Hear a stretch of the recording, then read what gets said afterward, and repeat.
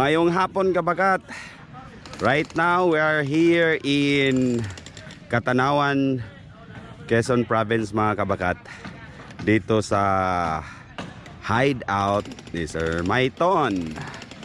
So sa Catanawan to mga kabakat, no? Ayan.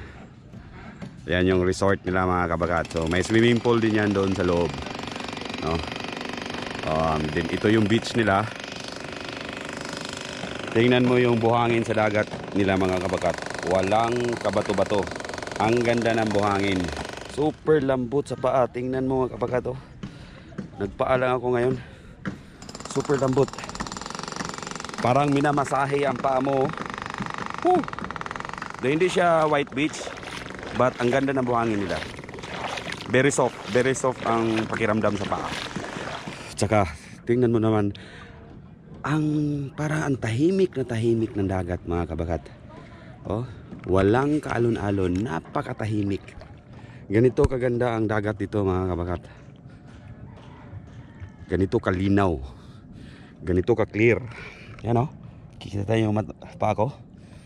Ganyan ka-clear ang dagat dito. Meron na tong mga siguro 50 to 60 meters.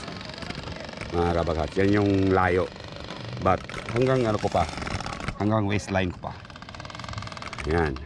So come and visit mga kabakat, Catanawan Bay.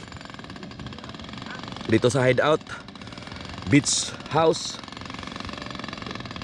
Pwede nyo puntahan dito sa resort nila Sir Maiton.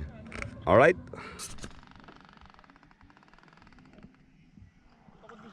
Oh bro, ano masasabi nyo sa beach resort ni Sir Maiton? The best. The best. Ano masasabi mo sa buhangin lang ngayon sa paa? Maganda. Para tayong sa Boracay. Parang may spa. Parang may spa. Parang yun. Shell na yung... Super fine. Tingnan mo, oh. Super fine. Tingnan mo ang sun. Oh, ha? Ginagamit pang ano na, sa pang scrub, ha? Ito yung tinatawag na sun scrub. Yeah.